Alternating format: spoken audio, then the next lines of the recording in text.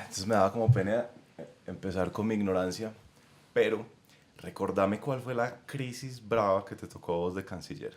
¿Fue con Ecuador o fue con Venezuela? Las dos. Eh, con Ecuador lo que pasó es que en marzo del 2008 fue el operativo de Raúl Reyes en Ecuador contra Raúl Reyes. Pero yo no estaba todavía de canciller, yo estaba en Argentina como embajador.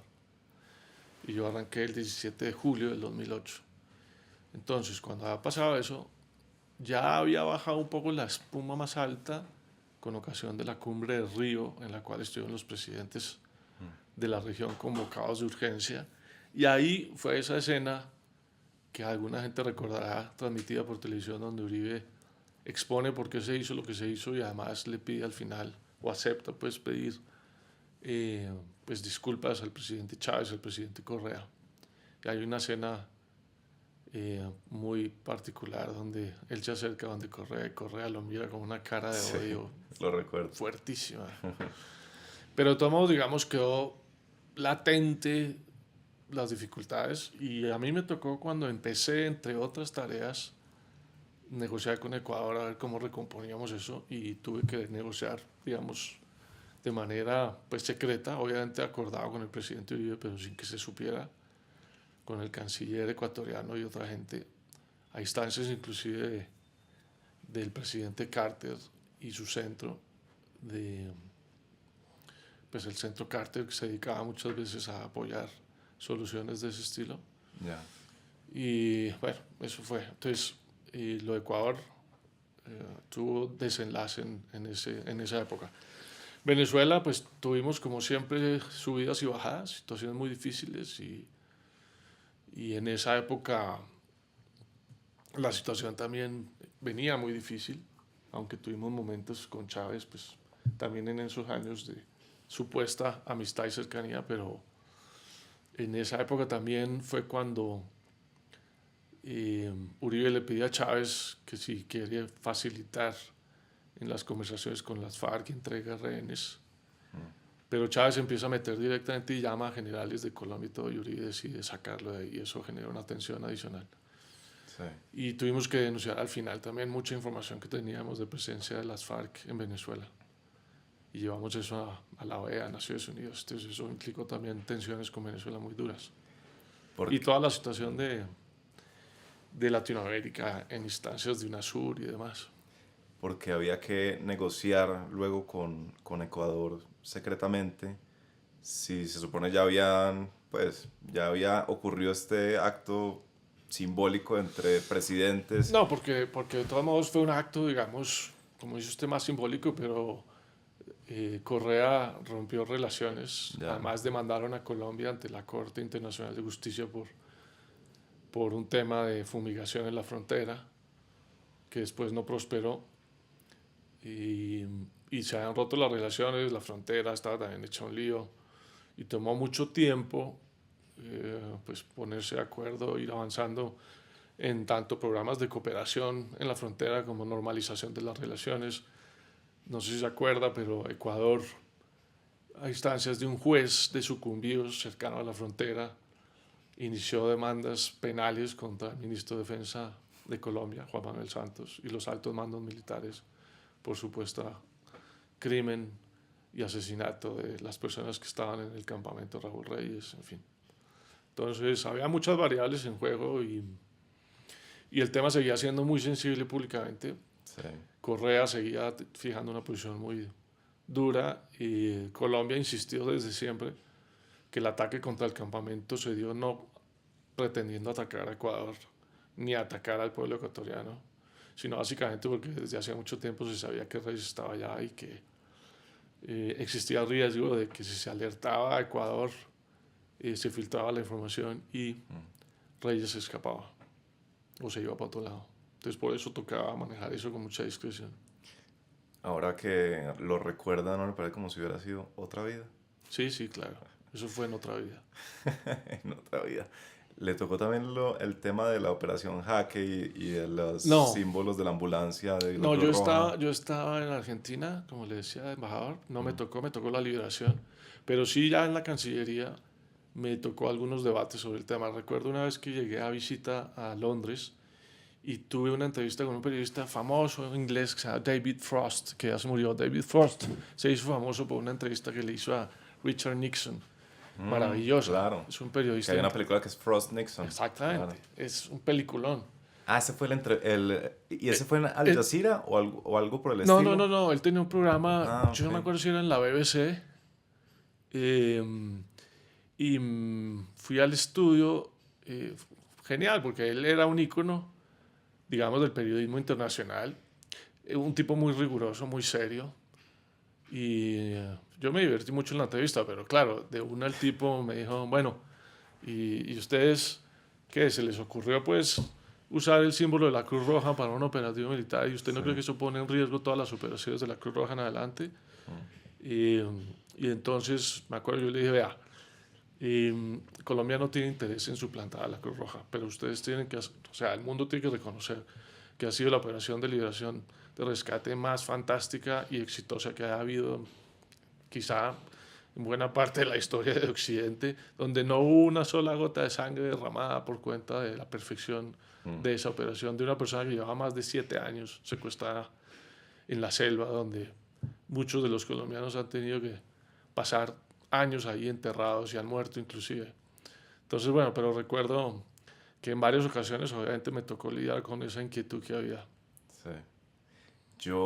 El recuerdo que tengo de usted cuando yo estaba en el colegio ¿En el es colegio? cuando yo estaba en el colegio. Porque, Cuando yo estaba en el pero colegio, ¿por qué el se tema, acordaba? Porque porque el tema de la tensión con Venezuela y con Ecuador era tan importante que me acuerdo que lo veíamos en el colegio.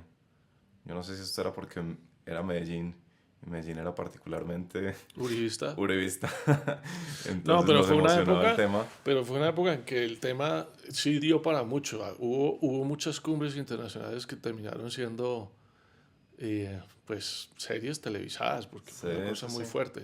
Y yo recuerdo una intervención suya, no sé en cuál cumbre, haciendo una defensa, perdón, que tampoco recuerdo específicamente el tema, pero sí que fue una defensa muy rigurosa y muy persuasiva. Tanto que llevó a que mi mamá se quedara con la imagen. Hoy le dije que venía usted para acá. Mi mamá me dijo, a mí me encantaba él, era su adjetivo preferido es muy preparado. Ok. Bueno, mándele a su mamá un saludo. Se lo Mándele a su mandaré. mamá un saludo, Se lo claro. mandaré. ¿Cómo se prepara uno para un trabajo?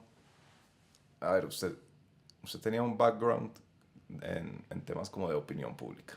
Usted hizo un doctorado en Oxford sobre opinión pública. ¿Cómo transita uno de experto en opinión pública a negociar diplomáticamente con un gobierno en esas tensiones que ocurrieron con Ecuador, por ejemplo? La respuesta, digamos, más sencilla es que uno llega a situaciones en la vida en que realmente nunca está del todo preparado. Y son muchas las circunstancias, como cuando uno es papá o como cuando uno se muere. A veces uno llega preparado y a veces no llega. Y hay cargos o situaciones en la vida en las que pues, son circunstancias. Esa es una respuesta, digamos, un poco simple, pero muchas veces pasa así. La respuesta más, llamémosla técnica, es la siguiente. Yo estudié Derecho y incluso cuando estaba terminando la carrera trabajé en Cancillería. En esa época la canciller era Noemí Sanín y fui asesor de ella para temas de Venezuela, escribir un libro, entre otras, que salió y se publicó, sobre la relación de Colombia y Venezuela, pero también tuve, pues, como asesor del despacho del ministro, en este caso de la ministra, pues, oportunidad de conocer distintas situaciones de política internacional. Aunque era muy chiquito, pero uno va aprendiendo poco a poco. Sí, perdón, lo interrumpo. ¿Uno cómo aprende sobre las relaciones Venezuela-Colombia a esa edad de la vida? Leyendo, Leyendo. leyendo y preguntándole a mucha gente que vivió, que vivía directamente. Yo llegué allá para eso, había ya mucho insumo escrito, pero también mucha conversación con gente y la experiencia directa de acompañar o participar en reuniones le va dando a uno cierta sensación de cómo funcionan las cosas. Pero fue básicamente más un trabajo documental, digamos, de lo que ha sido las relaciones de Colombia y Venezuela bajo o cuando se inició la relación de manera particular en un esquema nuevo que inició el presidente Barco en su época con el presidente Carlos Andrés Pérez en Venezuela. Pero bueno, el cuento iba a que yo había pasado por la Cancillería y después me fui, y por presidencia también trabajé en la Oficina de Derechos Humanos con Jorge Orlando Melo, también como en esa misma época. Después me fui en efecto al doctorado más adelante en Inglaterra. ¿Qué pasó? Que cuando yo volví a Colombia, llegué a trabajar en una compañía en la que entré como socio, pero me fui después a trabajar con Uribe. En fin, esto es una historia más larga, que Uribe quería que yo me fuera a trabajar en la campaña, y cuando él ganó me ofreció un ministerio, el de comunicaciones, yo le dije que no, lo seguí asesorando y después me fui ya del todo a la presidencia a trabajar con él. En esos 4 años, digamos, del primer gobierno Uribe, más los 2 siguientes en los que fui embajador en Argentina, pues tuve la suerte de poder ver y aprender muchos temas de política internacional, con mucha frecuencia en presidencia, además de asesorar en temas de estrategia y comunicaciones. Yo acompañé y participé en temas de política internacional muy cerca de la Cancillería, muy cerca de la canciller Barco y de todo el equipo de los embajadores, porque buena parte del trabajo de comunicaciones pasaba también por ahí, de cómo lograr que Colombia, entre comillas, se comunicara mejor con el mundo, sí, a partir de la política interna y lo que se quería hacer. Entonces, eso me dio la oportunidad de ir aprendiendo, ir conociendo y también de ir entendiendo cómo respiraba Uribe ya como presidente y cómo pensaba. De tal manera que cuando me nombró canciller, yo le diría que tenía la suerte de haber ya hecho una especie como de preuniversitario, de haber aprendido, de haber conocido, de haber entendido, y eso me ayudó a estar más preparado para llegar a la Cancillería. Y bueno, eso fue lo que de alguna manera fue como una preparación previa. En todo caso, se imagina uno que hay como un contraste fuerte entre teoría y práctica. Me encontré casualmente en la librería Merlín un libro que no sabía que vos habías escrito. No puedo terminar tu amplia obra de escritor. No, tampoco es tan amplia. El de la audacia del poder. El de la audacia del poder, que son una suerte de memorias sobre tu paso por el gobierno Uribe. Pero no son memorias, ese es un buen punto. Aprovecho a hacer un comentario ahí. Estos días, curiosamente, un amigo de Medellín se lo leyó y yo le decía, pues, ¿usted por qué apareció con este libro ahora? Ese libro, más que memorias, es un ejercicio en el cual yo defino 6 momentos claves del gobierno Uribe, el primer gobierno, donde yo era asesor de comunicaciones, donde el protagonista es él, pero yo soy el testigo, digamos, de esos momentos. Y aprovecho para relatar cómo se vivieron desde adentro esas situaciones críticas. Inclusive ahí hay un capítulo sobre las relaciones con Chávez y otros más. Pero entonces no tiene pretensión de ser memorias. Okay. Es más como eso, 6 momentos críticos durante el primer gobierno de Uribe, donde lo que narro, documento, es la manera como se vivieron los dilemas fundamentales de esos momentos. Por supuesto, lo que Uribe decidió y lo que yo vi como asesor de comunicaciones. Sí.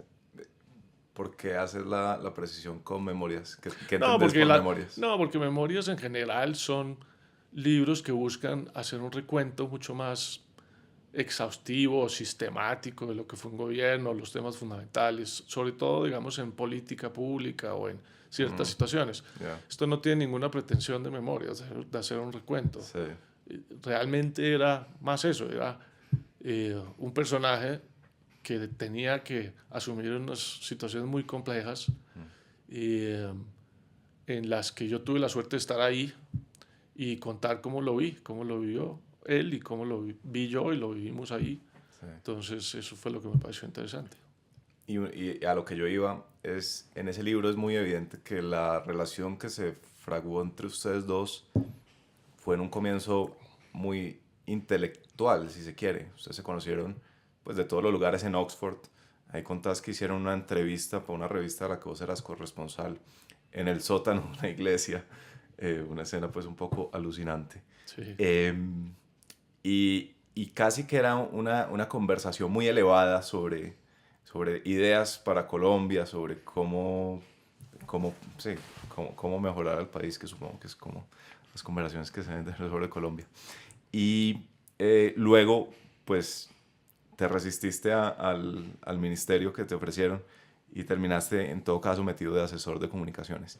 ¿Cómo viviste esa transición entre esta conversación elevada, estas son las ideas, estos son como los postulados, y la práctica, la realidad de esta es la crisis, esto es lo que tenemos que hacer. Sí, eso es una buena aproximación. Yo creo que con Uribe nos unió desde el principio en esa circunstancia de estar afuera, la posibilidad de conversar tranquilamente en perspectiva de alguna manera sobre Colombia. Entonces sí fue una aproximación, si se quiere, inicialmente intelectual. Lo otro que yo creo en perspectiva que favoreció una confianza importante con él que todavía existe y se mantiene a ese nivel es, de manera honesta, yo creo que él no sintió nunca que yo tenía una agenda determinada para utilizar la amistad o la conversación que yo tenía con él. A mí lo que me interesaba era... Yo no tenía nada planeado, yo lo conocía allá y lo entrevisté con esa espontaneidad de... Dije, bueno, aquí hay un tipo particular que vivió en Colombia situaciones muy duras como gobernador, pero cuando me puse a conversar con él, me llamó mucho la atención. Tanto que después cuando seguimos conversando y ya salió el tema de empezar a planear la campaña a la presidencia, no sé por qué bien, yo empecé a tomar apuntes de esas conversaciones e incluso a hacer de esas conversaciones y de mis ideas memorandos que yo le entregaba y los empecé incluso a numerar. Proactivamente, Sí, él sin... nunca me dijo nada, nunca me los pidió. Yo creo que eso tenía que ver un poco con todo lo que yo había leído de asesores gringos a presidentes gringos y la literatura gringa, que en eso es mucho más, llamémosla generosa, prolífica, Sí. es mucho más frecuente que los protagonistas de la política en Estados Unidos cuenten muchas cosas, aquí eso es muy extraño. Y yo, pues en virtud del doctorado que venía haciendo en opinión pública, creo que venía como familiarizándome con eso y quizá eso fue como una especie de inconsciente reacción a lo que estaba viendo. Entonces dije, aquí hay cosas que son sin duda muy particulares de este tipo. Eh, yo tenía la sensación que él iba a llegar, no sabía exactamente a dónde, pero lejos por su personalidad, por sus ideas, por su determinación. Y el hecho de que pudiéramos conversar como conversábamos me hizo pensar que había algo ahí particularmente interesante y por eso empecé a escribir memos y yo le pasaba memos de una página o dos máximo con ideas y así fue durante mucho tiempo, incluso en la presidencia fue así. Cuando yo tenía que decirle algo importante, sí, muchas veces conversaba, pero cuando yo quería como que fuera una cosa que quedara como ahí sólida, fue a través de memos. Eso yo creo que a él le gustaba porque nunca me dijo que estaba mamado de los memos y yo creo que le servía para sacar conclusiones específicas y a mí me sirvió entre otras con el tiempo para tener documentación que me permitió escribir ese primer libro porque mucha de la información estaba ahí.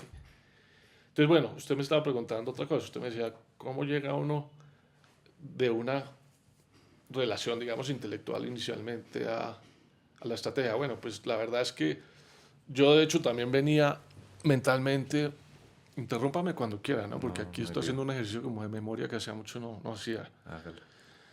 Eh, yo quería irme a Europa a estudiar historia europea moderna cuando fui a hacer el doctorado. Después me encontré con un personaje muy especial que se llama Malcolm Dees. Y él me orientó y me dijo, tú no te puedes ir a estudiar historia en Inglaterra, tú no ser historiador, te van a volver pedazos, me decía. Y le dije, bueno, ¿qué hago? Yo me quiero ir Porque por el alto nivel de los historiadores Claro, ingleses. porque tenían background historiador y yo no tenía background historiador. Eso implica un oficio, un método y unos conocimientos previos. Yo quería hacer historia europea moderna y pues era pura pretensión pseudo intelectual seguramente y curiosidad, pero él me dijo que él me ayudaba a entrar a la estudio latinoamericano y dije, yo no quiero eso, yo no sé qué quiero, yo quiero ir a leer y a escribir. Me dijo, bueno, después vemos. Y en el camino terminé haciendo el doctorado en opinión pública, pero la otra razón de eso es que yo venía estudiando en la universidad y desde antes muchos temas de filosofía política, teoría. Yo fui profesor de teoría del derecho, sociología jurídica. Entonces, digamos, tenía una carga ahí fuerte. Y cuando llegué a Inglaterra empecé a ver todo ese empirismo típico de la tradición científica inglesa, y el mismo Malcolm, muy pragmáticos, muy aterrizados, empecé a derivar entre todas esas ideas conceptuales, abstractas, filosóficas, y cómo poder traducir eso en cosas concretas. Bueno, ahí terminé derivando en temas de opinión pública, que me parecía que era una manera muy concreta de tener un background muy profundo de teoría, de filosofía, en fin, Sí. aplicado a situaciones de opinión pública Pues eso lo definiste allá. allá. O sea, llegaste al centro de estudios, no sé qué. Y empecé a leer y a pensar y tal, y empecé a decir de qué voy a hacer mi tesis doctoral, Ah, ok. y en qué temas me voy a meter, y cómo. Y a mí me gusta la teoría política, la filosofía, la vaina, pero al mismo tiempo quiero usar eso para transformar la realidad, no para hacer papers que lean un par de locos peludos allá en Inglaterra y nadie más.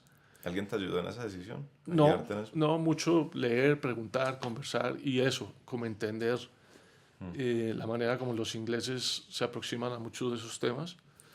Y ahí terminé en ese tema de opinión pública. ¿Esto por qué se lo digo? Porque ese ejercicio, digamos, mental, o esa transición intelectual de esa época fue la que me llevó también a pasar de conversaciones de ese estilo a aterrizarlo en cosas concretas. Y desde allá con Uribe empezamos a planear la campaña, y de esos memorandos en últimas eran traducción de decisiones específicas de estrategia política.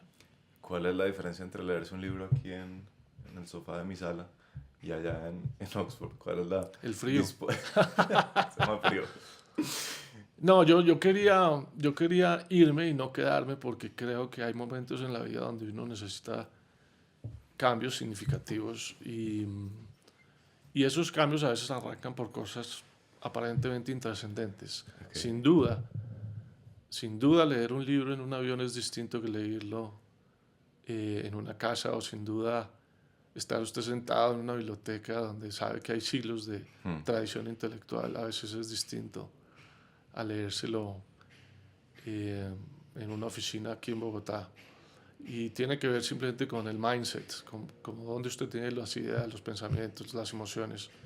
Y sí hace mucha diferencia. Hoy día, en términos reales, hace menos diferencia que antes. Le voy a decir porque voy a contarle una historia también simpática. O bueno, a mí me parece simpática. Eso lo decidirán los oyentes. Hace 4 años, yo tenía en la cabeza la idea de tomarme como un break e irme a escribir un libro que quería escribir, que terminó siendo este, de por qué incumplimos la ley. Y yo dije, bueno, me quiero ir con mis hijos, mi mujer, y entonces me puse a moverme y logré que me aceptaran en Stanford en una cosa que se llama el Hoover Institution, que lo dirige Condoleezza Rice, que ha sido, entre otras, canciller, secretaria de Estado de Bush, y con quien yo había tenido relación en esa época.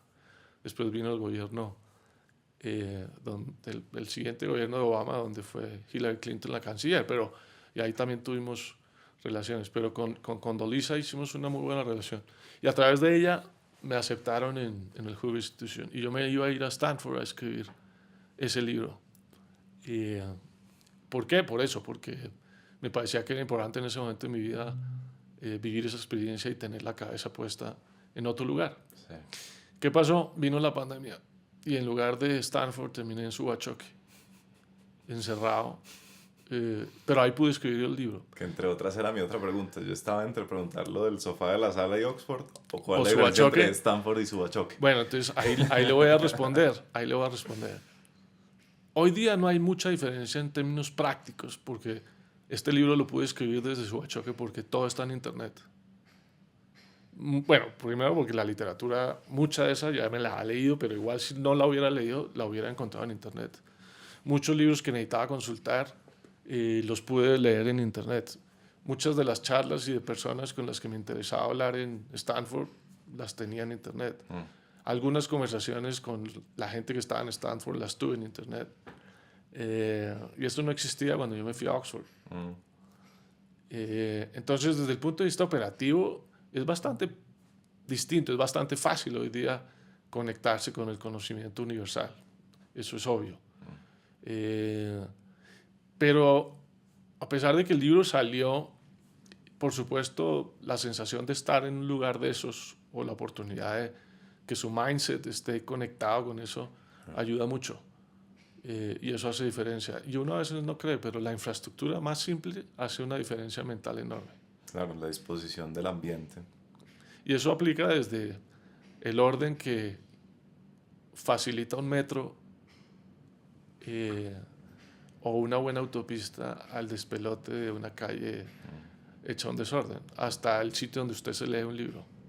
Todo eso impacta. Pero bueno, es una respuesta larga, una pregunta corta. ¿Y cómo cree que habría sido diferente del libro si lo hubiera escrito en Muy Stanford? distinto. Yo creo que me fue muy útil haber estado en Subachoque para el libro que terminó saliendo. Porque cuando yo estaba pensando irme a Stanford, estaba un poco dando vueltas de si quería escribir un libro sobre este tema, pero muy académico. Y aquí en Colombia y en Subachoque, en conversaciones que fueron reales con Emilio, que es el personaje a quien dedico el libro, que Emilio existe, Okay. me di cuenta que de pronto el libro podía ser más útil si hacía un libro con un carácter más divulgativo, que es este, que es una carta a un joven estudiante, en lugar de escribir un libro para académicos metidos en estos temas, que lo podrían haber leído 5 personas, Sí. quizá alguno de esos académicos, algún comentario y tal, pero creo que al final quedé más contento habiendo hecho un libro con este perfil, que es tener una conversación sobre un tema o una pregunta como esta de por qué incluimos la ley de una manera que creo puede ser pertinente para mucha más gente que si hubiera sido un libro meramente académico. Antes de que nos metamos, Jaime, en el libro, yo quisiera hacer como un par de preguntas más sobre esa época cuando estabas en Oxford. ¿Cuál dirías que era como la gran idea o el gran consenso que tenías desde el punto de vista conceptual con Uribe respecto de Colombia? ¿Cuál era como la tesis que los unía tal vez, si es que había alguna? Yo era un tipo pues, que estaba tratando de entender el mundo. Sí, tenía preocupaciones, había trabajado en el gobierno, en el sector privado, pero no tenía una elaboración particular distinto a algunas ideas generales. Pero él sí tenía ideas muy precisas. Y eso fue lo que me impactó de él, digamos. Desde esa época, cuando yo tuve esa entrevista con él, me impactó 3 cosas.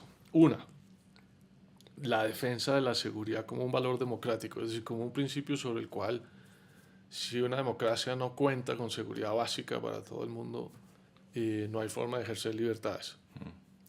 Eso tiene que ver tal vez con, le escuché una cosa fantástica a Alejandro Salazar, no sé si lo conoces, un consultor empresarial. Sí. Y él resume un poco el paradigma de Uribe en la siguiente frase, y es que Colombia no es violenta porque es pobre porque es violenta. Yo no estoy seguro que eso sea así del todo, pero es una parte muy importante. Y ahí lo relaciono con otra cosa muy bonita, que es un concepto que se llama capital social. Hay un libro de tipo que se llama Robert Putnam, que habla del capital social, de cómo ese capital es lo que hace a los países ricos. El capital social, es decir, la confianza en las relaciones entre las personas. Sí. Y no al revés. Entonces, yo sí creo que Colombia no es violenta porque sea pobre. Yo no creo en la tesis de la pobreza como generador de violencia per se. La pobreza hay que erradicarla en todo caso, pero en Colombia está probado que lo que genera la violencia no es la pobreza, sino las fuentes de riqueza, como la coca, el petróleo, el secuestro, etcétera. La codicia, decía estos días Eduardo Pizarro. Esa charla de Eduardo Pizarro es maravillosa, maravillosa. Sí, muy buena. Y él hace esa diferencia. Exactamente, la codicia. Y yo compro esa tesis. Entonces, bueno, lo de Uribe era interesante porque en Latinoamérica hablar de autoridad era un problema muy complicado histórico, porque la autoridad siempre se relacionaba con dictaduras militares y esa era la experiencia nuestra. Entonces, hablar de seguridad en un país latinoamericano era una especie como de anatema social, y fue parte importante de la estrategia de la campaña lograr transmitir esa idea y que él tenía muy clara y que en su gobernación de Antioquia, digamos, desarrolla de manera importante. Pero no solo eso, después tenía otro concepto que era muy importante y fue muy importante después, que se llamaba el Estado comunitario, que es un concepto un poco abstracto, pero se resume de la siguiente manera. El Estado no puede ser una estructura burocrática que se sirva a sí misma, sino que tiene que ser un Estado eficiente, eficaz, que genere impacto social. Eso lo tradujo él después en la presidencia en distintas cosas, en proyectos de cohesión social. Y él creía que había que desmontar las entidades burocráticas ineficientes y por eso implementó inclusive en la gobernación reformas muy duras, muy fuertes, y después en la presidencia la reforma de Ecopetrol y de Telecom. Nunca en Colombia las han sido capaces de hacer los presidentes antecedentes y eso modificó radicalmente la estructura fiscal y operativa del Estado en Colombia. La reforma de Ecopetrol para Colombia, iniciada en ese gobierno, es una de esas reformas radicales que quizá la gente no dimensiona bien del impacto positivo que tuvo. ¿Cuál era el tema grande ahí de esa reforma que cambió? Tenía dos temas. El primer tema es que Ecopetrol era ingobernable, era una compañía ineficiente que definía la política petrolera y al mismo tiempo era un operador petrolero. Okay. Pero tenía además unos problemas de gobernabilidad muy fuertes en virtud de un sindicato que contaba con unos privilegios exorbitantes que afectaba la gobernanza de la compañía. Entonces lo primero que se hizo fue denunciar la convención colectiva que en años anteriores, durante el gobierno de César Gaviria, se trató de hacer y el sindicato paró la operación y el transporte en Colombia por cuenta de paralizar la gasolina. Eso fue una situación muy compleja, pero que en el gobierno de Uribe se llevó adelante. La otra gran reforma más importante de Ecopetrol, además de eso, es que a partir de ahí se separó la política petrolera del negocio petrolero. Entonces se creó la Agencia Nacional de Hidrocarburos, que es lo lógico, y Ecopetrol se concentró a saber lo que sabía hacer, que era competir en el mercado petrolero. Okay. Eso implicó que el valor bursátil, digámoslo así, el valor patrimonial de Ecopetrol se disparara y que Ecopetrol se convirtiera en un competidor mundial importante y que le generara a la nación en Colombia ingresos fiscales que nunca ha tenido. Okay. Y lo tercero que se hizo, que tiene un valor también enorme, es sacar al mercado público valores una participación accionaria de Ecopetrol. ¿Eso qué valor tiene? Pues que hoy Ecopetrol le pertenece a muchos colombianos, además de la nación. Okay. Pero lo más importante es que el gobierno de la compañía ya no pasa solo por el gobierno de turno, sino que es una compañía listada, que tiene unas reglas de gobierno corporativo independientes muy distintas. Sí. Y esa independencia es fundamental para el negocio petrolero, para las rentas que recibe la nación por cuenta de Ecopetrol, pero también para que no le meta el gobierno de turno mano a una compañía con un valor tan importante. Pero bueno, esto es un paréntesis. Lo que estaba diciendo es que en esa época Uribe tenía muy claro ese tema del Estado comunitario y tenía derivado de eso otras ideas muy fuertes en temas de educación, en temas de cultura, en fin. Eso me impactó muchísimo y eso es lo que él de la gobernación después trasladó a su política, digamos, de gobierno y a su campaña como los pilares fundamentales de su gestión y de su estrategia. Sí, es tal vez un poco pronto para hacer historia del gobierno Uribe, porque como sigue siendo un actor relevante en la discusión nacional, además de extremadamente polémico y odiado por un buen sector, es complicado hablar de Uribe. Sin duda, pero le doy una chiva. Hay un grupo de gente que trabajamos en ese gobierno que estamos trabajando en un libro que lo que pretende es mostrar lo que fue la política pública durante el gobierno Uribe. Okay. Que no busca ser una apología del gobierno, sino busca poner en perspectiva qué es lo que estaba en juego y qué es lo que se hizo en los temas fundamentales y también los huecos y las dificultades y equivocaciones que se cometieron. Vamos a ver, yo espero que eso avance pronto. Bueno, pues yo tampoco soy muy periodista como para que me ande dando chivas. Chiva más que periodística, es chiva intelectual. Yo soy de la misma categoría tuya, abogado no abogado, que es mi categoría preferida, de lejos. Y pagábamos la transición al libro. Explícame una cosa que con la que siempre yo he luchado. Todo el mundo le dice a uno, no importa que ya no seas abogado porque por lo menos tienes la estructura mental del abogado, que a mí siempre me ha parecido un cuentazo. Yo por ahí le he encontrado un par de justificaciones, no sé si son ya racionalizaciones, cuentos que yo me quiero meter a mí mismo para justificar el tiempo invertido. Pero vos que no sos abogado, pero sí sos profesional en derecho, ¿le encontrás alguna, sí, algo que te haya quedado de eso? ¿Le crees No, sí, sí, el sí. cuento de la estructura mental y A mí, tales? a mí sí me dejó una estructura mental que me ha servido para distintas cosas y oficios. La más concreta es que cuando uno pasa por el servicio público, tener algunos conocimientos básicos de derecho es útil.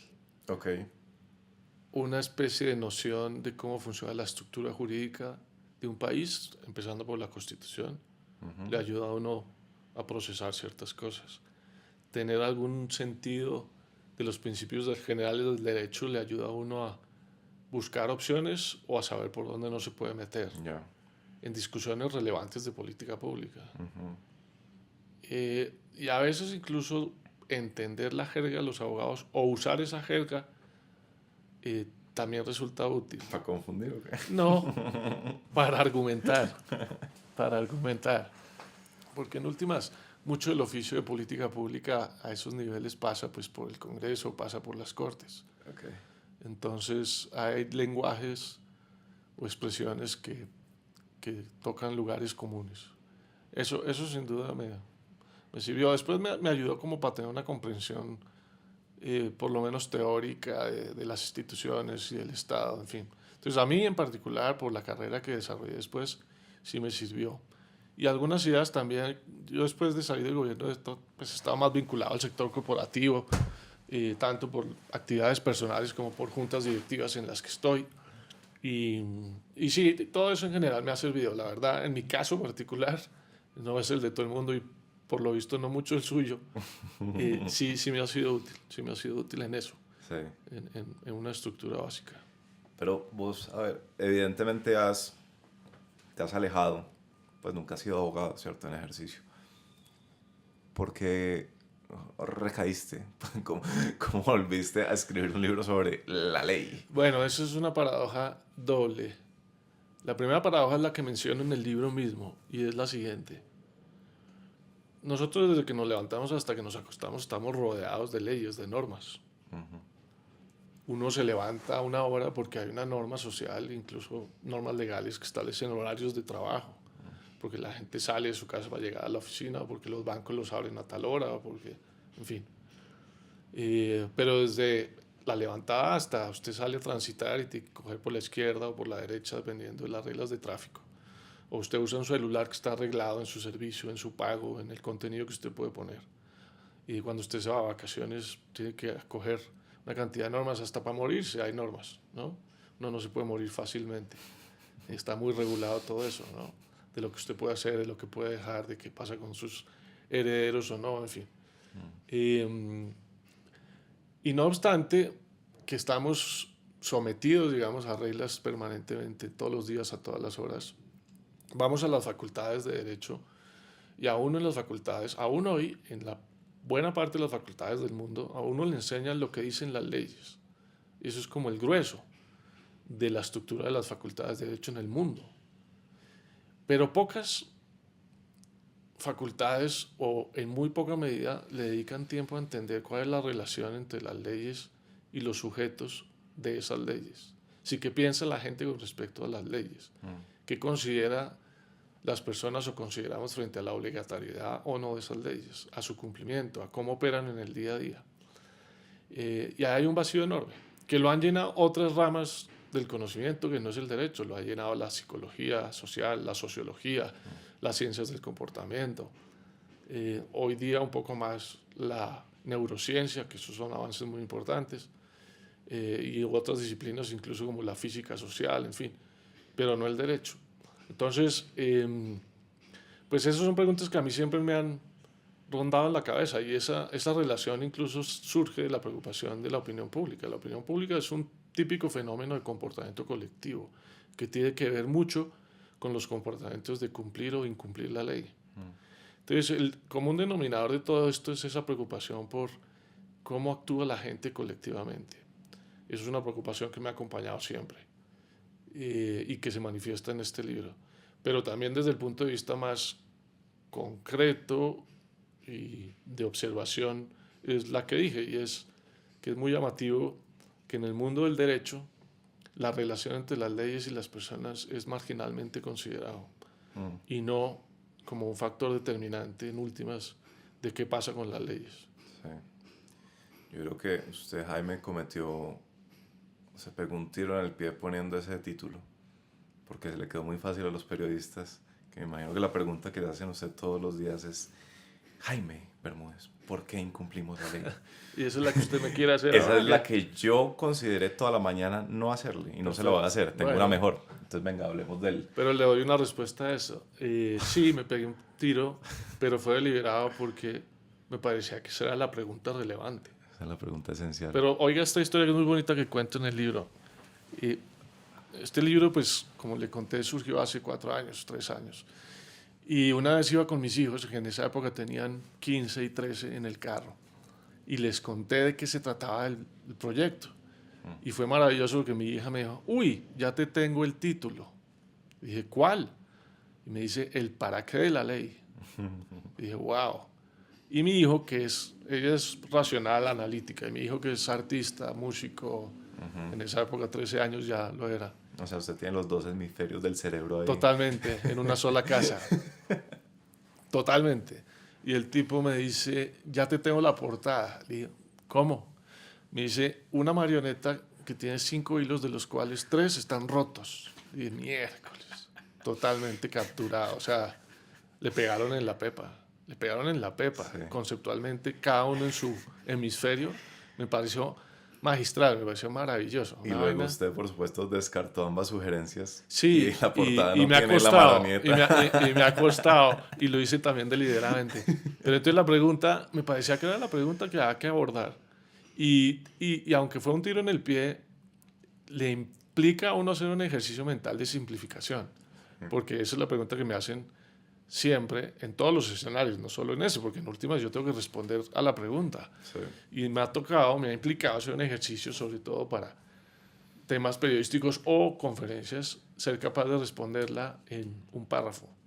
Y no ha sido un reto menor. Entonces ha sido un tiro en el pie que ha sido útil intelectualmente. Entonces venga, le hago la pregunta a mi manera. Llamémoslo la paradoja existencial colombiana. ¿Cómo es que el país que debe tener el mayor número, estos son datos inventados, el mayor número de abogados per cápita, que es Colombia, donde todo el mundo es abogado, salvo unas contadas excepciones, sea un país que incumple tanto la ley? Que por supuesto no necesito citar datos ni gráficas de qué tanto incumplimos, porque es evidente para todo el que habite estas calles y estos caminos y estas veredas. ¿Cómo explica esa paradoja existencial colombiana? Bueno, uno sí puede usar datos más duros, digamos, evidentes, que van en la misma dirección. Por ejemplo, Colombia tiene una de las constituciones más largas del planeta. Tiene 300 y muchos artículos. Chile acaba de votar no por una constitución que tenía 399 artículos. Y con el tiempo las constituciones se han vuelto cada vez más largas. La constitución originaria de Estados Unidos tenía 7 artículos, después 9. Inglaterra no ha tenido nunca constitución escrita. Y entonces uno dice: ¿y por qué? Y entonces uno dice lo que usted se pregunta: ¿cómo en un país como Colombia, donde hay un exceso normativo, porque no es solo la Constitución, en Colombia al año se expiden 2.000 normas, 2.000 leyes, pero este es un fenómeno que no solo pasa en Colombia? En Francia también vi un artículo hace como 6 meses que decía lo mismo. Le Monde publicaban: aquí se producen N número de leyes, ¿y qué pasa con eso? Y eso es un fenómeno global, pasa en todos lados.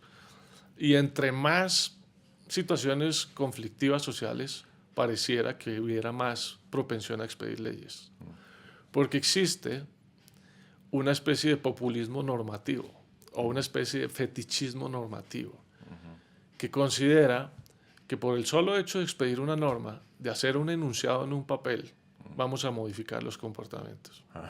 Y eso es una falacia. Lo que pasa es que es una falacia que es más barata. y más sencilla. Porque usted en un debate público sobre violación de menores, lo más fácil es acudir a la indignación y decir con razón que eso es abominable y que lo que se necesita es la cadena perpetua para violadores.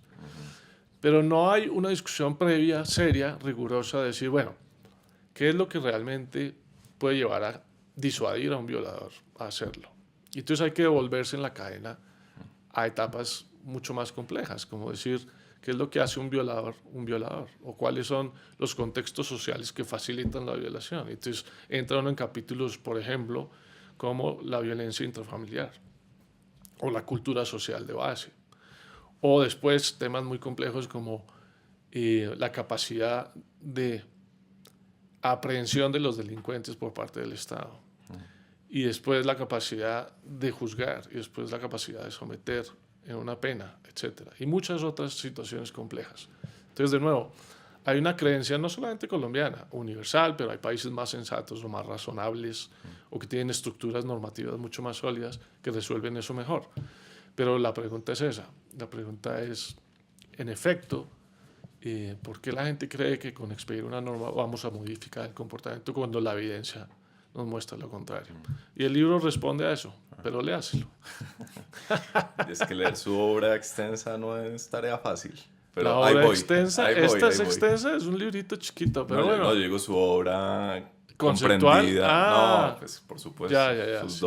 dos o tres libros que tiene por ahí. Ya. A mí no me gusta mucho hablar de actualidad en este podcast, pero la cúspide de ese fetichismo legal la vimos en la última campaña en la que un candidato fue a la notaría a legalizar, entre comillas, que no iba a hacer ciertos comportamientos, lo que en cualquier país decente ha debido costarle la presidencia, pero por supuesto aquí fue celebrado en cierta medida. Hablarnos un poquito de las razones por las que incumplimos la ley. No, mejor, empecemos por un tema grande del libro, es el conformismo. Pero venga, me devuelvo a un tema, a pesar de que usted no quiera hacer la pregunta como es, pero yo sí creo que es importante para poder profundizar en la discusión, esbozar las principales razones por las cuales no cumplimos la ley. Y después entramos en ese tema de conformismo, conformidad, que es un factor muy importante. Y yo resumo las razones por las cuales incumplimos la ley en las siguientes. La primera, por la incapacidad, ausencia de habilidad del Estado de hacer cumplir la ley en términos sancionatorios punitivos. Sí. Eso se denuncia muy fácil, pero tiene una profundidad enorme también, ¿no? Que tiene que ver con la capacidad, primero, de producir leyes razonables, habiendo entendido el contexto en el cual se expiden y el objetivo para el cual se buscan.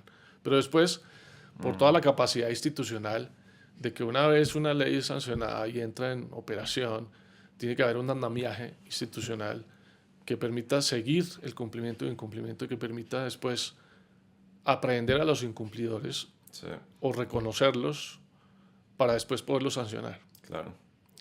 Y en la práctica eso es un imposible, porque el Estado, por más grande y totalitario que sea, nunca logra abarcar todos los ámbitos de los seres humanos en los cuales no puede haber presencia ni policial ni estatal. Y imaginar una sociedad donde hay un policía por cada ciudadano es un imposible. Sí. Pero hay otra pregunta que se junta a esa, y es, ¿y qué haría que un policía si cumpla con lo que le dicen y haga cumplir la ley que le ordena sancionar a un ciudadano? Si previamente no respondemos la pregunta de qué lleva a que un policía le parezca que esa ley es obligatoria. Y lo vivimos constantemente. Por ejemplo, con las ventas callejeras que están prohibidas por ley, o los sanandresitos que están prohibidos por ley. Y por supuesto las autoridades son los primeros en muchas ocasiones en hacerse los de la vista gorda. Sí. Entonces, bueno, esa dificultad del Estado que es real y genera unos lugares muy complejos de discusión, de técnica jurídica legal, pero también filosófica, porque ¿qué hace que haya países que sean más cumplidores que otros? Porque cuando nosotros volamos de Colombia a Estados Unidos y entramos a Estados Unidos, lo primero que sentimos es una mariposa en el estómago cuando vamos a pasar migración. Sí. Porque cuando alquilamos un carro en Estados Unidos o manejamos en Estados Unidos tenemos una actitud totalmente distinta frente al tránsito y la posibilidad de ser sancionados Sí. que en Colombia. Pero lo mismo pasa entre Brasil y Japón o entre Suiza y Argentina. Sí. Es una discusión universal. Y lo que, perdón, te interrumpo. Y lo que vos decís ahí, es como para intentar aterrizar la cosa, es, en cierto sentido uno diría, claro, uno llega a inmigración en Estados Unidos y el entorno le señala a uno que si hace algo indebido, si incumple la ley, va a ser sancionado y le va a costar. Ese es un Seguramente. tema. Y el otro tema que vos señalas, y corrígeme por favor si no es así, es no es solo la eficacia del castigo, de que si yo me porto mal me castigan, sino también el ejemplo comunitario, si se quiere, de que todos los demás actúan acorde. Tal cual, y esa es la segunda razón, y es la armonía o el conflicto entre lo que se llaman o llamamos normas morales, normas sociales y normas legales. Entonces entro un poco más en detalle.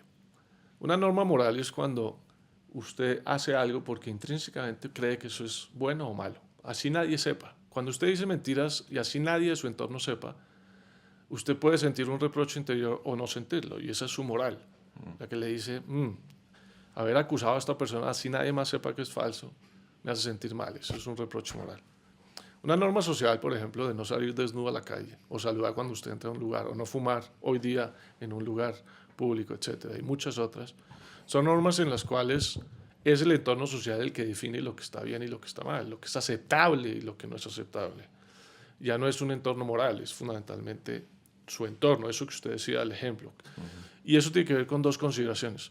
La expectativa que yo tengo de que los demás van a cumplir y la expectativa que yo tengo de que los demás esperan que yo cumpla con esa norma. Sí. Y eso es fundamental. Hay un concepto muy bonito que menciono en el libro de una autora que habla de culturas laxas y culturas flexibles, que tiene que ver con eso. Es decir, en últimas, ¿qué es lo que hace diferente a Alemania, Japón, de Italia o de Colombia? Pues una parte muy importante es eso, es el componente normativo de normas sociales o culturales que hace que en Alemania o en Suiza la gente llegue a tiempo, así no haya una sanción Sí. legal para llegar tarde. O que la gente respete las filas. En Inglaterra, por ejemplo, las filas, cuando usted llega a una oficina pública, no son fila india, es simplemente who's next, y la gente respeta quién llegó. Yeah. Usted no tiene que estar haciendo la fila para que le digan, no se cuele, no sé qué vaya, no. Es así, hay una cultura de cumplimiento social. Lo mismo pasa con muchas normas de tráfico y, por supuesto, con temas de criminalidad. Sí. Hay una cultura social muy arraigada donde las normas sociales son muy fuertes. Entonces, en esas culturas, la capacidad del Estado de hacer cumplir la ley también es mayor, normalmente. Porque no se desgastan en pequeñeces a veces. ¿es Claro, eso? no solamente en pequeñeces, sino cosas importantes. Cuando usted tiene una sociedad donde el respeto por la individualidad es muy importante, que a veces se manifiesta incluso en que usted no se abraza, Sí. porque tocar a las otras personas es como intrometerse en su individualidad. También es un factor determinante en muchos casos de que haya menos criminalidad. Pero eso también va acompañado de que en esos países la concepción de las instituciones y del Estado tiende a ser más fuerte. Y por lo tanto, entre comillas, el respeto a esa institucionalidad tiende a ser más fuerte. Sí. Entonces, bueno, la primera razón es la ausencia de habilidad del Estado. La segunda es la contradicción de normas sociales con normas legales. Entonces, cuando usted, por ejemplo, está en un barrio donde andar armado es bien visto, Sí. hacer cumplir la ley de no matar o de no andar armado es mucho más difícil. Cuando usted está en una cultura donde tomar trago siendo menor de edad es alabado y protegido y promovido. Por ejemplo, culturas o regiones donde los papás, el papá le dice, mi hijo, tome que esto lo hace hombre, Sí. ¿no? O las culturas machistas, digamos, tradicionales, donde culturalmente eso se vio bien, se promovió y todavía aún hoy, pues hace mucho más difícil que las modificaciones normativas o las normas que propenden por esos cambios sean más difíciles de cumplir, ¿no? Sí. Esa contradicción se hace evidente. O por ejemplo, cuando usted baja o descarga música ilegal por internet, usted sabe que es ilegal, pero todos sus amigos o amigas le dicen, oiga, no sea huevón, no pague, si eso ya está ahí. Ahora menos porque ya hay plataformas comerciales mucho más eficientes, pero hubo una época cuando arrancaban las plataformas, digamos, de música, las plataformas que no pagaban derechos eran una cantidad, y la gente lo hace porque su entorno no se lo recrimina, le parece bien, a pesar de que sepa que es ilegal, o incluso que sepa que es inmoral. Porque de pronto usted puede decir, yo sé que eso no está bien, pero si todo el mundo lo hace, ¿por qué? Esa es la segunda razón, la contradicción entre normas morales, sociales y legales. Y la tercera razón es lo que podríamos llamar un déficit de legitimidad. La legitimidad, para simplificar, es la confianza o la relación que existe entre los gobernantes y los gobernados. Yo confío en un gobernante y seguramente estaré más inclinado a cumplir con lo que él dice, propone o manda. Yo confío en un juez o en la justicia o en un policía o en un superintendente y seguramente estaré más inclinado a cumplir que a incumplir, si existe ese nivel de confianza y de reconocimiento de esa autoridad. Entonces, el mundo entero está transitando por un déficit de legitimidad, inclusive de legitimidad democrática, donde ya el reconocimiento a la legitimidad de esas instituciones se viene debilitando de manera muy importante. Y en ámbitos donde se desconoce 100% la legitimidad eventual. Entonces, esos tres factores, todos unidos, de distinta manera, afectan la posibilidad de cumplir la ley. Tengo numerosas ideas. Aquí estuvo la semana pasada su amigo Andrés Camargo, mi amigo Andrés Camargo, y al final del podcast él decía, es que a mí la gente me admira, pero yo no me admiraría a mí mismo porque yo no hice otra cosa que acatar la ley.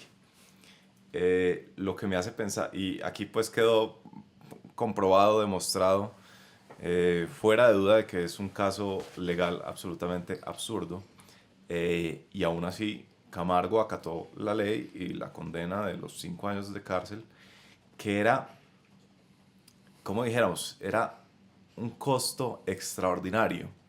Y lo que yo veo muchas veces del incumplimiento de la ley tiene que ver con el costo. A veces es muy costoso. Vos lo mencionabas, estamos llenos de leyes desde que nos despertamos hasta que nos acostamos y muchas de esas son muy costosas. Entonces, algún ejemplo, tal vez no es tan costoso, pero un ejemplo trivial es, uno va a salir de paseo y dice, no arreglemos el extintor porque qué bobada, ¿cierto? Uno no le encuentra mucha justificación a esa normativa de que el extintor debe estar lleno. Y entonces uno incumple la ley en ese tipo de cosas. ¿Cómo entra este tema del costo percibido? Entra directamente. Digamos, los economistas que han mirado estos temas a través de lo que llaman behavioral economics o economía del comportamiento, han hablado mucho históricamente de los incentivos, Sí. de cómo hay que trabajar sobre incentivos. Pero también las ciencias del comportamiento más recientes han mostrado que no todos son incentivos que pasan por un análisis racional del cálculo económico de si es más costoso cumplir o incumplir. Y ahí hay una cantidad de factores adicionales que podemos evaluar más adelante, pero los costos del cumplimiento sin duda inciden. Y un ejemplo paradigmático son los impuestos. Buena parte del incumplimiento de los impuestos, de pagar impuestos, es por el costo que implica. Sí. Pero hay otra parte importante que pasa también por ver si mi entorno paga o no paga. Cuando se vuelve costumbre, por ejemplo, no declarar un bien por el valor comercial al cual usted lo vende, sino solo por el valor fiscal e incluso declararlo por menos, para pagar menos, pues hay sociedades donde eso es tan común que usted le dice, no sea pendejo, pero usted ¿por qué va a declarar por el valor total si lo puede subdeclarar? Y entonces se vuelven prácticas sociales comunes, que ya lo ubican a uno es en el estatus de pendejo, si usted lo hace como es. Sí. Y seguramente mucha gente habrá pensado en Andrés Camargo como un pendejo, porque muchos otros se han ido del país, viven por fuera, o gente que ha logrado comprar la justicia y que aún siendo criminales de alto nivel están en sus casas tranquilamente. Entonces, sin duda es una dicotomía muy, muy fuerte, muy fuerte. Ahora, el argumento de Camargo a mí me parece que es sólido y muy ganador, y es, en el análisis de largo plazo, cuesta mucho, mucho más una conciencia intranquila que la conciencia tranquila. Y el otro argumento de Camargo era, si tomo la decisión de escaparme, ahí sí estoy cometiendo un delito. ¿No? No, claro. Yo, digamos, yo siempre he admirado a Andrés por ese criterio, por esa interés y la manera como lo abordó. En ese sentido ha sido un tipo admirable. Ahora, es complejo porque también tristemente hay escenarios donde la persecución política se traduce en persecución legal y llega un momento en que a nivel individual usted legítimamente puede poner en una balanza qué es lo que está en juego. Sí. Y no es tan fácil de resolver. Si uno tuviera la plena tranquilidad de que las instituciones legales funcionan como siempre hemos querido, hemos supuesto o quisiéramos que funcionaran, es mucho más claro. Pero sabiendo, como hay ejemplos miles, no solamente aquí, sino en muchos países, que eso no es así, yo creo que la pregunta también es legítima. ¿Me entiende? Sí, que vale la pena una Y por ponderación. eso existen figuras como el asilo político. Porque hay circunstancias donde el abuso de poder termina deslegitimando la legalidad de las decisiones. Entonces yo no quisiera emitir un juicio en abstracto cuando hay realidades que muestran cosas distintas. Eso no le quita para nada el valor ni la interés de lo que hizo Andrés, y creo que gracias a Dios al final del día él lo pudo manejar bien, y a pesar de que fue una condena, el resultado fue muy difícil para Andrés, pero reivindicó todo lo que él quería reivindicar. Pero no todos los casos son así. Sí. Hay condenas que son 17 años, 20 años, condenas de vida, o hay gente que la encarcelan y usted no sabe cuándo va a salir, como en los estados totalitarios, lo que está pasando en Nicaragua, lo que pasa en Venezuela, o en algunos casos legales en Colombia, donde usted dice, ¿cuál es la racionalidad jurídica de eso? Ninguna. Sí. Entonces ahí la pregunta cabe. Y eso es una pregunta de fondo, no es trivial. Los doctrinantes históricos se han preguntado también si es legítimo resistir a un gobierno totalitario o autoritario, y la respuesta es que sí. El otro tema que a mí me parece que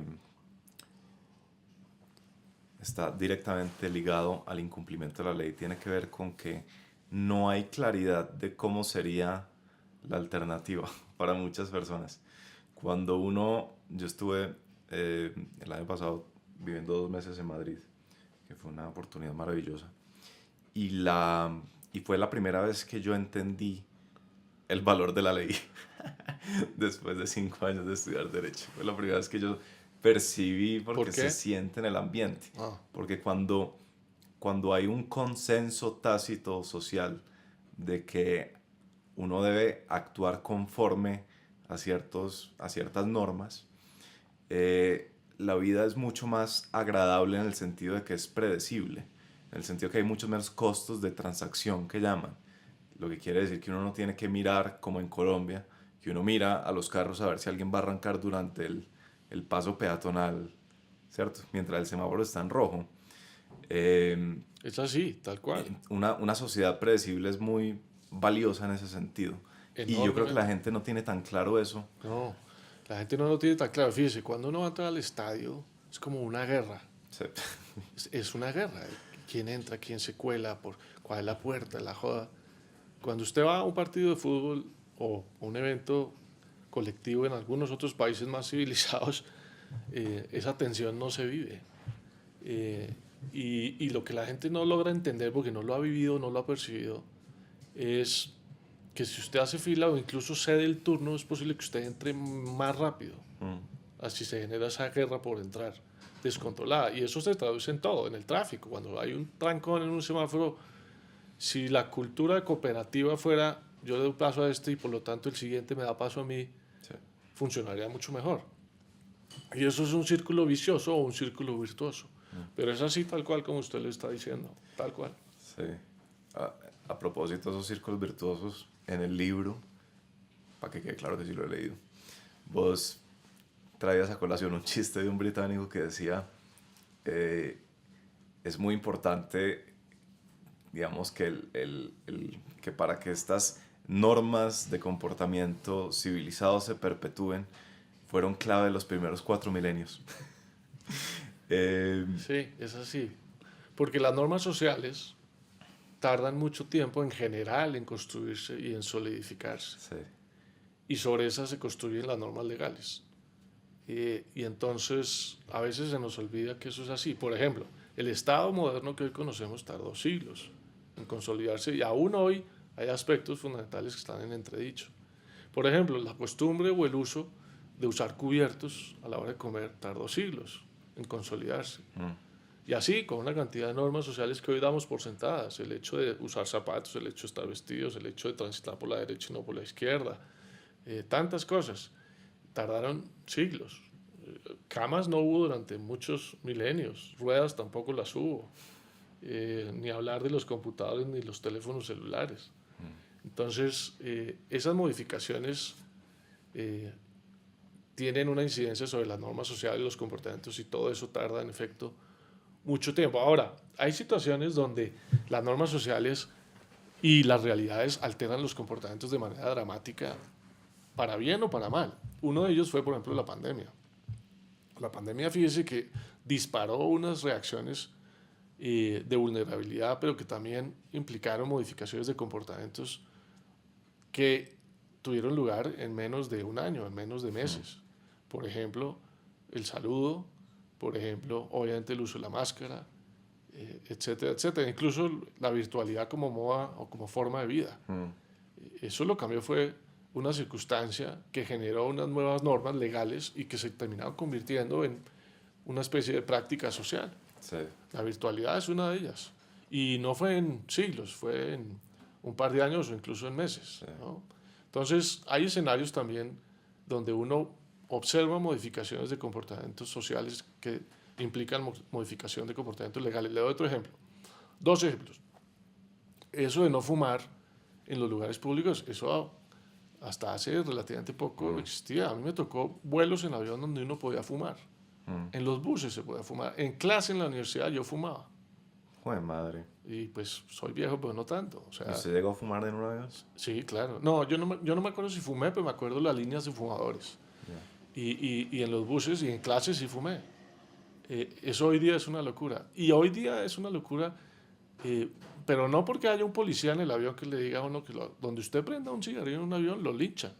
O sea, es una reacción social que está hoy por encima de lo que dice la ley. Bueno, y con las máscaras, el que no tuviera máscara, en un punto de la pandemia, lo linchaban. Lo linchaban. Bueno, hay otro fenómeno también llamativo para usar ejemplos, que es, por ejemplo, la cultura de recoger lo que dejan las mascotas y los perros en los parques. Sí. Eso no existía. No existía en el mundo y no existía en Bogotá. Sí. Y no es porque haya un letrero que diga que le ponen a uno una multa de 100.000 o 200.000 pesos por no hacerlo. Se empezó a generar una cultura social que se tradujo en un comportamiento colectivo que hoy está bastante incorporado, bastante incorporado. Sí, es como que uno siente como los ojos observadores de la gente cuando el perro está ahí. Exactamente. Así no haya nadie en el parque. Pero hay una cosa muy interesante que es una discusión que plantea también el libro, y es que es posible que no haya nadie en el parque. Exacto. Y usted decide hacerlo. La misma razón por la cual usted puede parar en un semáforo a medianoche donde no haya carros, pero está en rojo.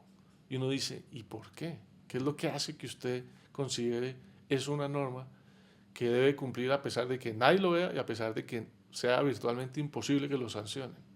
¿Y cuál es la respuesta? Que lo hay varias, pero una es interesante. Hay un autor inglés que dice que eso es lo que se llama el punto de vista interno de la norma, y es que usted está convencido que eso es bueno para usted y para todo el mundo, no por la sanción. Y yo creo que eso tiene también un factor de construcción de cultura social, donde usted incorpora normas que considera que con independencia de la posibilidad de ser castigado o no, tienen un valor por sí mismas, para que todos de alguna manera vivamos mejor, ¿no? Sí. Es como un tránsito a las expectativas sociales, como a los principios individuales, algo por el estilo. Es un tránsito en el cual usted percibe que una práctica social termina teniendo un impacto individual razonable, conveniente y de pronto hasta moral, que es por la misma razón por la cual hay sociedades donde el incesto está prohibido y son casi la mayoría. Terminan incorporando una práctica como un principio moral más que social. Y eso son evoluciones importantes. Yo pasé, Jaime, la pandemia en Medellín y pasó una cosa que yo he podido ver cómo se desarrolla en tiempo real, una degeneración normativa, y es como la pandemia no había tránsito en las calles, salvo la de los motos que hacían domicilios, empezaron a irrespetar todos los semáforos en rojo. Todos los semáforos en rojo. Y hoy en día usted va a Medellín y es excepcional ver una moto parada en un semáforo en rojo. En Cali también. Se los vuelan Sí. todos. Que es un poco triste, ¿no? Es muy Si triste. tarda 4 milenios, toma 6 meses en degenerarse. Sí, eso es como las vacas. Usted, digamos, tener una vaca gordita tarda mucho tiempo. Y usted solo pase un día en que no le dé pasto y no le dé agua y se atrasa y vuelva a levantar. A las instituciones le pasa lo mismo. A la sociedad le pasa lo mismo. Cuando usted fractura ese tipo de cosas, usted lo puede lograr en nada. Y recomponerlo, toma mucho tiempo. Mucho tiempo. Por eso, digamos, temas como la corrupción generan daños tan perversos. No es solo, digamos, el daño económico de que hay una plata que es para otra gente y se la quedan unos. Ese es un daño descomunal y en ocasiones de una perversidad enorme. Entonces, digamos, temas en la salud, temas en el hambre en La Guajira o las regalías en lugares donde esa plata es determinante, es dramático. Pero el impacto más allá del impacto económico o el impacto individual del daño que se le hace a personas con nombre y apellido, tiene que ver con eso. Es como la fractura fundamental de la confianza institucional, que recomponerla es virtualmente imposible. O toma mucho tiempo, mucho tiempo. Ese principio de la cooperación es muy interesante, porque los analistas de la cooperación muestran cómo lo importante es que la gente de alguna manera entienda que un comportamiento meramente individual, egoísta, en ocasiones termina siendo más dañino incluso para quien lo hace y saca una ventaja inmediata. Y entonces hay discusiones de quién debe dar el primer paso. Por ejemplo, cuando usted está haciendo una fila. Porque si las 2 o 3 o 5 personas inmediatamente se protegen y entonces se brincan la fila, es muy posible que los demás sigan la misma práctica. Cuando hay alguien que toma la iniciativa aún a costo propio de decir, paso usted primero, yo paso después, se cambia una dinámica. Pero eso se aplica también para el Estado. Cuando el Estado cobra impuestos y usted le dice, usted no puede circular en su carro a menos que pague impuesto solidario, pero además no puede salir en tales y tales horas, y el Estado le dice a usted, pues de malas si tiene carro, en lugar de asumir una posición distinta y decir, bueno, vamos a hacer un ejercicio de mirar cuál es el impacto real sobre los que tienen carro y cómo podemos ajustar eso. Hay una reacción muy distinta, seguramente, y eso tiene impacto. Hay un libro muy bonito de Mauricio García Villegas, que es un autor que quizás es de los que más le ha dedicado tiempo y energía y cabeza a estos temas en Colombia. Tiene un libro que se llama El orden de la libertad, muy bueno. Y entre otras, el argumento fundamental es mostrar cómo en ocasiones en países como Colombia, más que la inequidad, lo que le está haciendo daño a la gente del común es esa falta de orden, entendido como la predecibilidad de los comportamientos.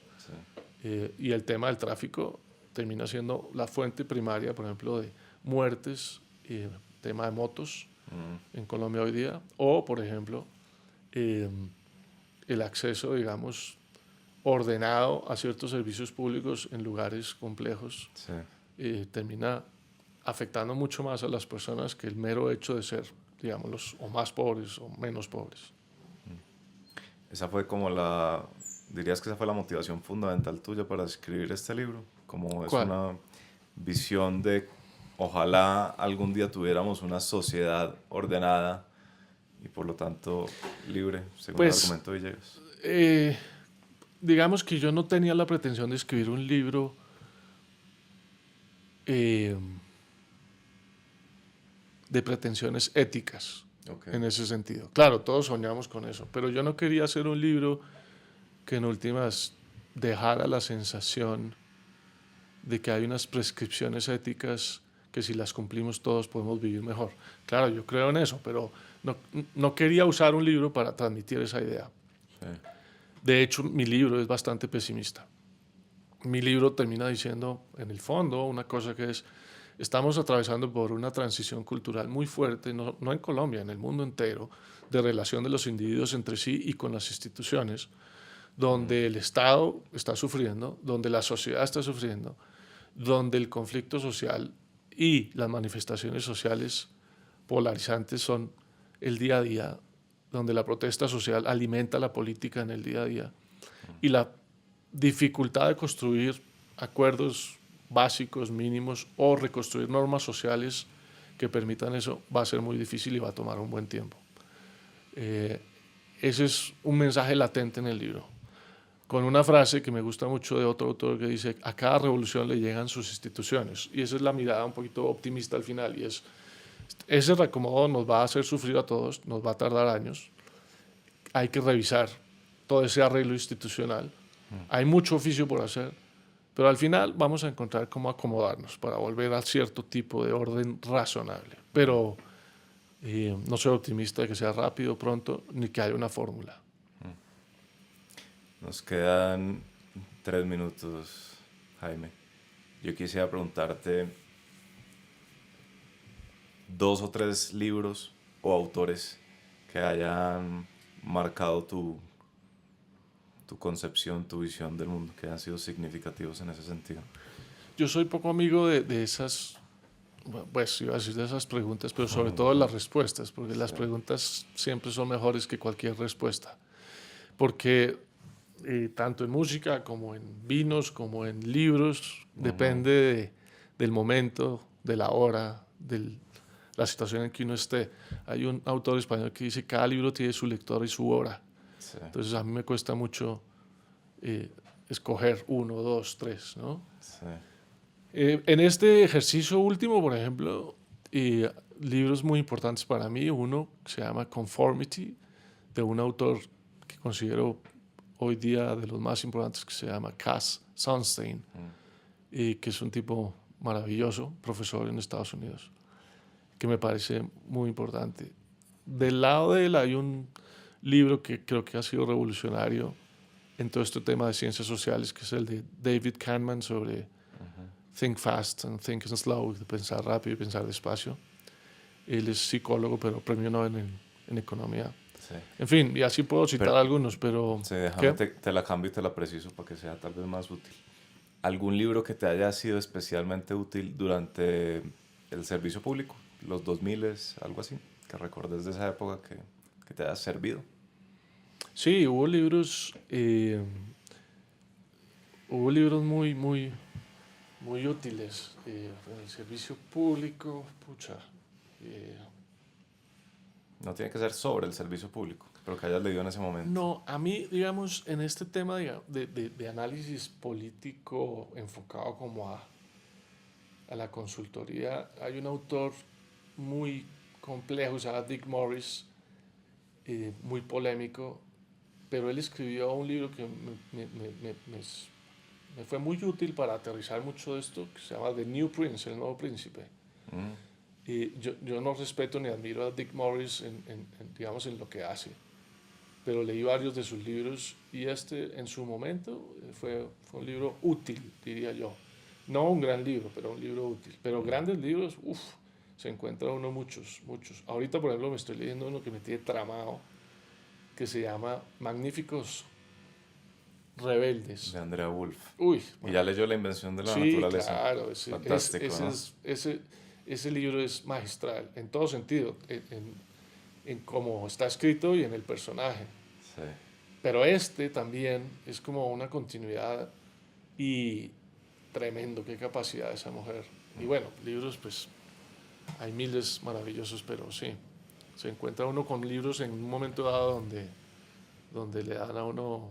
Ese de Social Physics, que también usé para este libro, fue un libro muy revelador para mí. Es de un profesor de Harvard que se llama Alex Pentland, también gente brillante, son maravillosos. Maravilloso. Pues bueno, Jaime Bermúdez, muchas gracias. A usted por la invitación. Autor de ¿Por qué incumplimos la ley?, que se encuentra en toda la librería, supongo. Entonces, pues búsquenlo y hasta luego. Queda pendiente el vino. Queda pendiente el vino.